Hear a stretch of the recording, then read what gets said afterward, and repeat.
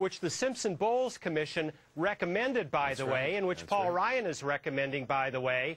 And we're going to get this economy growing, and we'll have more tax revenue. So, Neil, the president's own the commission that he appointed to advise him about how to deal with tax rates and things said lower the top rate from about 40%, which is where it is today, down to 23%. Have three rates. 23% would be the top, 14 the middle, and 8 the lower. Should we go with Simpson-Bowles? No, we shouldn't. I wish I had that much faith in Washington. The problem here is that the U.S. government is not Walmart. And if we're going to lower taxes to run up more debt, that's kind of like Walmart saying we're going to lose money on every product and make it up on volume. It's crazy. Until Washington shows that it can live within her means, I don't think we should be cutting taxes. EMAC, it may sound crazy, but historically it has worked. When you look at the trend lines, when you lower the tax rates, the government revenues increase. What's crazy is that people in Washington who have no more sense than a flock of geese who don't look at the facts about how tax cuts do increase revenues. Here are the charts, here are the facts. But, you know, we saw it, for example, under the Clinton administration,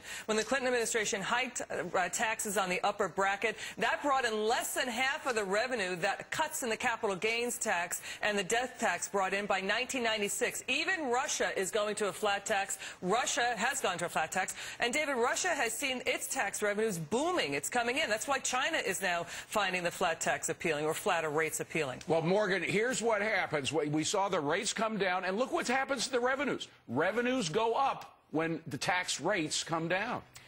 Yeah, revenues go up when the tax rates come down in the short term. Maybe over the next 2 years, if we were to do that, that would have a good effect on the economy. But that was a long-term trend. This is from 1980 until 2011. That's not short-term.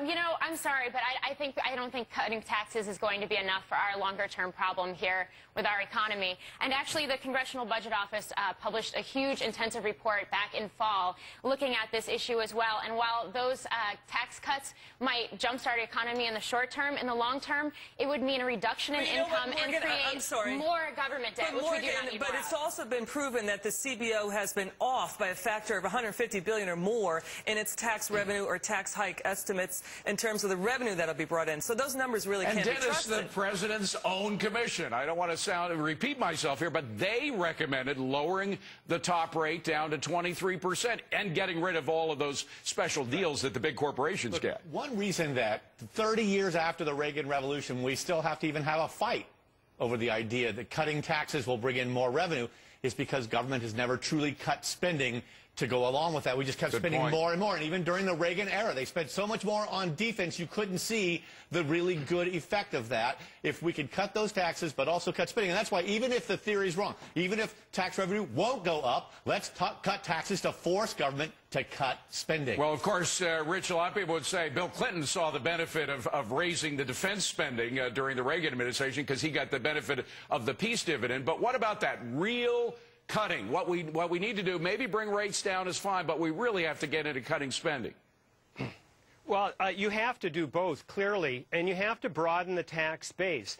I live in California, and California is in deep doo right now because in the 90s, California decided to disproportionately tax the richest people. Now, that worked during a boom, during a stock market boom. You had to pay a 10% state capital gains tax. But guess what happened when stocks deflated?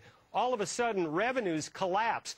So when you know, Obama wants to move the tax burden even more to what he calls millionaires and billionaires, but I'll tell you, then it's a very, very volatile situation. Right. And, Neil, he keeps talking about millionaires. His last speech last week, he mentioned it 3 times when, in fact, he's talking about anybody, including small businesses, making over $250,000 a year.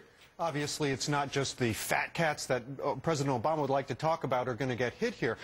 We do need to cut taxes, but we also need to cut tax rates. We also need to live within our means, and that's the real problem we have right now. You know, if we say we're going to cut taxes, but we're going to run up debt, we're not really cutting taxes. We're just taxing our kids instead of ourselves, and it's ethically wrong. But Morgan, again, if the top 5%, by the way, and some of them make out like murder, like GE didn't pay any corporate taxes at all, but the top 5% of the country pay like 60% of all the income taxes. Haven't we squeezed just about as much out of them as we can? Honestly, you know, that's a good point. In the fact that I think that our definition of wealth and who constitutes, you know, that higher end of our population and how they get taxed does need to be changed. That being said, I think we should be cutting some of those tax loopholes that are ultra wealthy. Our top 1% really, you know, they might contribute a huge amount of the revenues in income tax, but not compared to their wealth. Right, EMAC, that's what the point. That's the point that the Simpson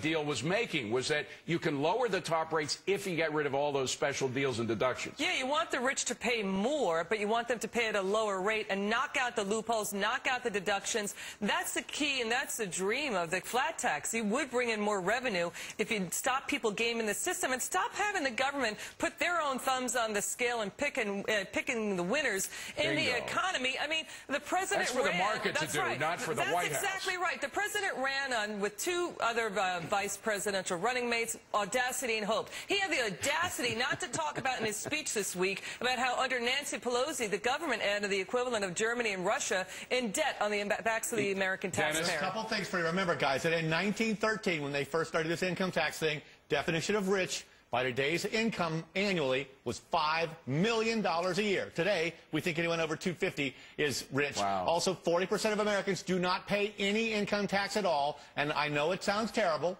but I feel like to be in this country, you ought to have to pay $1,000 a year. Shouldn't everybody pay something to be in this country? Wait a minute. The lower bracket does pay a lot in sales taxes. They do pay a payroll tax. They do get hit, you know, in other forms of tax. Rich Dennis brings up a great point. When federal income tax started, it was supposed to just go after the real millionaires and it charged them, what, about 3 or 4% of their income, too. Yeah, it was a different world then. I do think you have to broaden the base. Dennis has a point that, you know, paying taxes makes you a better citizen. But what we need is a bipartisan effort that is going to simplify the code and flatten the rates.